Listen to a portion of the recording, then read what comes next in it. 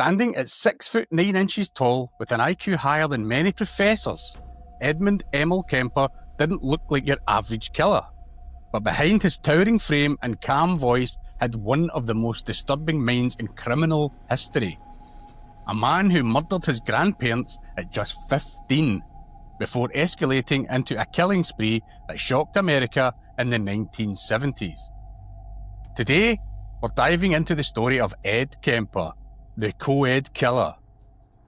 From his troubled childhood to his grisly crimes, to the chilling interviews that still haunt investigators to this day.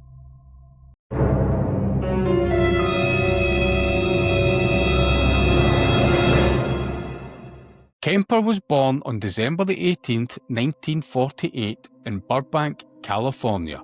From the very beginning, his life was marked by dysfunction. His parents had a turbulent marriage, and his mother, Clarnell, would become one of the most influential and destructive figures in his life. By the age of 10, Kemper was already showing disturbing behaviour. He decapitated his sister's dolls and even buried one of the family's pets alive. Later, he would admit to fantasizing about killing his mother and other women. When his parents divorced, Ed was sent to live with his mother in Montana. Their relationship was volatile. She was reportedly emotionally abusive, belittling him constantly. At just 14, he ran away to live with his father, only to be rejected again. Ultimately, he was sent to live with his grandparents in rural California. That decision would end in tragedy. In 1964, at only 15 years old, Kemper committed his first murders. After a heated argument, he shot his grandmother in the kitchen.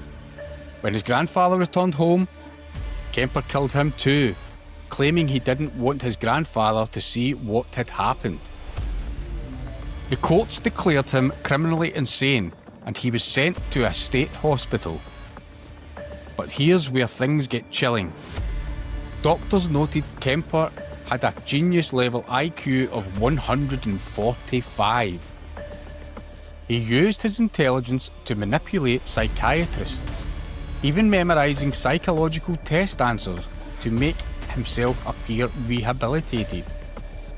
By 1969, at just 21 years old, Ed Kemper was released back into society.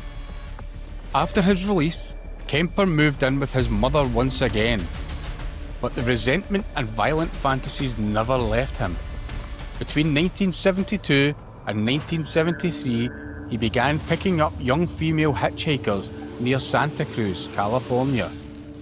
He would drive them to secluded areas, murder them, and then commit acts of necrophilia and dismemberment. His victims were often college students, leading the press to call him the co-ed killer. What made Kemper particularly terrifying wasn't just the brutality of his crimes, but his ability to appear calm, friendly, and harmless.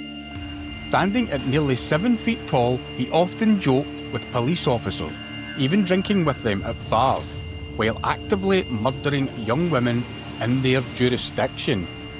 Kemper's rage always circled back to his mother. In April 1973, after years of escalated hatred, Ed finally snapped. He murdered his mother with a claw hammer, decapitated her, and reportedly engaged in grotesque acts with her severed head. The next day, he invited his mother's best friend over and killed her too. Strangely, after these murders, Ed didn't run. Instead, he drove aimlessly, eventually calling police to confess.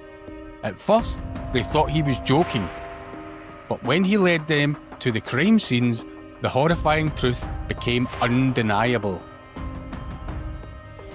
In 1973, Ed Kemper stood trial for 8 counts of murder. He requested the death penalty, but California had suspended executions at the time. Instead, he was given 8 life sentences and remains imprisoned at California Medical Facility. But Kemper's story doesn't end there. His calm, articulate interviews have become infamous. He details his crimes with chilling precision, almost as if discussing the weather. Criminal psychologists have studied him extensively, using his case to better understand psychopathy, manipulation, and the dangerous combination of high intelligence and violent urges. Kemper's legacy is a disturbing reminder: monsters don't always hide in the shadows. Sometimes they walk among us, blending in until it's too late. So that's the story of Ed Kemper, the co-ed killer. A man whose crimes still disturb, not just because of their brutality, but because of how ordinary and intelligent he seemed. What do you think? Was Kemper's violence inevitable? Or was he simply a manipulative predator who knew exactly what he was doing? Let us know in the comments below, and if you want more deep dives into history's darkest minds, don't forget to like, subscribe, and hit that bell.